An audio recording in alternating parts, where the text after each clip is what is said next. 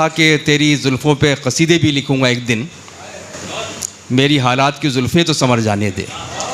मैं चाहता हूँ कि ऐसे शायर को मैं इस वक्त आपके हुजूर पेश करूँ कि जिसने न सिर्फ ये कि जुल्फ़ों का कसीदा लिखा है बल्कि हालात का मरसिया भी बयान किया है। उनका ताल्लुक़ आवाज़ की दुनिया से है।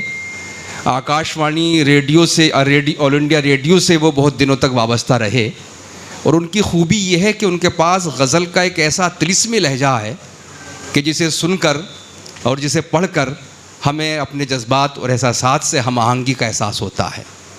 मैं जनाब इरफान आज़मी साहब की बात कर रहा हूँ और गज़ल के साथ साथ वो दोहे भी कहते हैं। इधर जो चंद दोहा निगार इधर आए हैं उनमें एक बड़ा नुमाया नाम जनाब इरफान आज़मी साहब का है। मैं जनाब इरफान आज़मी साहब से बहुत अदब से गुजारिश गुजार हूँ और बहुत अच्छे नाज़िम भी है इरफान आज़मी साहब। ज़ाहिर के रेडियो पर रहे, मैं ज़ाती तौर पर भी उनकी निज़ामत पसंद करता हूँ और ये पहले ऐसे आज़मी हैं जिनका ताल्लुक़ आज़मगढ़ से नहीं है बल्कि मेरठ से इनका ताल्लुक़ है, इरफान ज़ुबैरी साहब।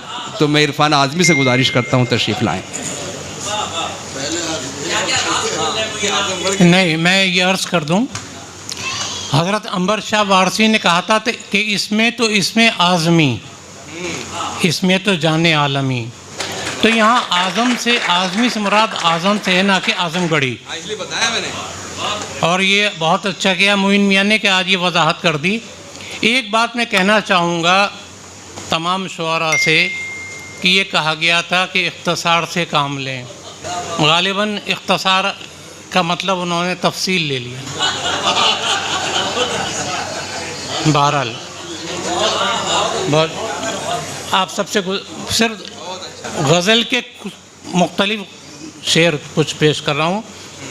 पहले मैं इन्हें डॉक्टर माजिद देवबंदी को यूँ मुबारकबाद दूँ कि 40 साल से मेरे इनका ताल्लुक़ है और कई साल ये मेरे साथ रेडियो पर भी रहे। तो बहुत मुबारकबाद डॉक्टर माजिद देवबंदी साहब और सदर मोहतरम की इजाज़त से एक मतला और एक शेर। सादा से ज़बान सादा से अशार के सुनहरी धूप खिलती लग रही है, सुनहरी धूप खिलती लग रही है, सुनहरी धूप खिलती लग रही है, तेरी सूरत से मिलती लग रही है। सुनहरी धूप खिलती लग रही है, तेरी सूरत से मिलती लग रही है। और ये शेर बतौर ख़ास एजाज़ अंसारी साहब की नज़र किए जा रहा हूँ। सुनहरी धूप खिलती लग रही है, तेरी सूरत से मिलती लग रही है, और ये तेरा कद, ये तेरी चाल जाना, ये तेरा कद, ये तेरी चाल जाना, कोई तस्वीर हिलती लग रही है।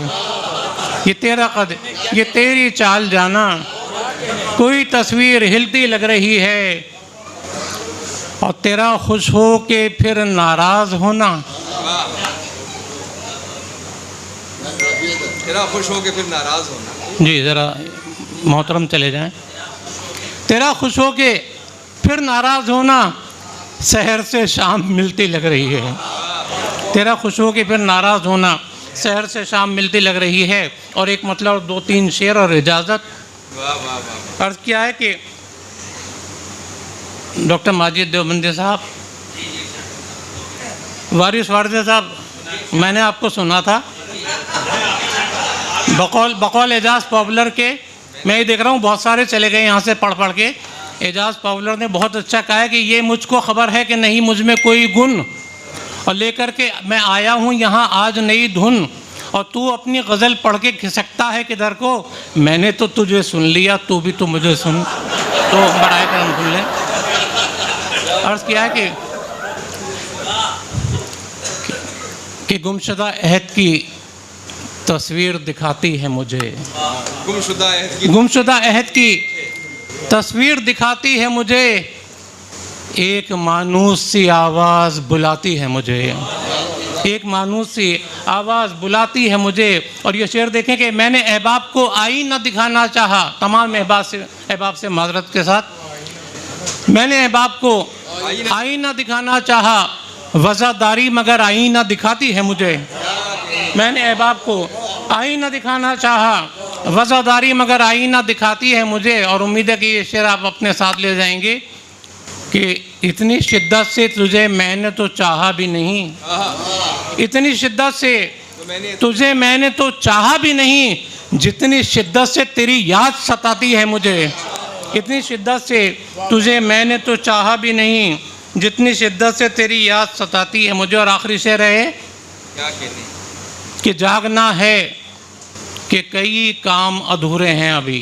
वाह वाह वाह। मेरी उम्र को देखते हुए शेर सुन लें कि जागना है कि कई काम अधूरे हैं अभी और थकन है कि सरे शाम सुलाती है मुझे।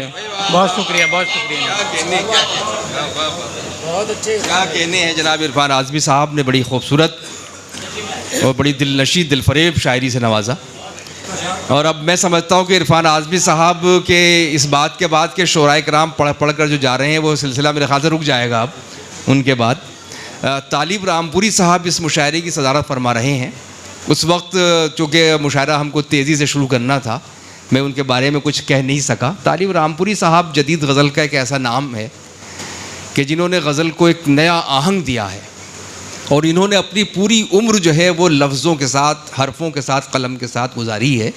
कई मैगज़ीन जो दिल्ली में बड़े कसीरुल इशात माहनामे हैं और अब डाइजेस्ट हैं, उनकी इदारत आप करते रहे हैं। पाकीज़ा आंचल, महकता आंचल जैसे बड़े पर्चों की इदारत की। और रामपुर से ये अपने साथ जो रामपुर के ख़ास अदा गज़ल का जो एक लहजा लेकर आए थे उसका साथ इन्होंने कभी नहीं छोड़ा है। हमें खुशी है कि आज तालिब रामपुरी साहब की सदारत में ये मुशायरा मुनक़्क़िद किया जा रहा है।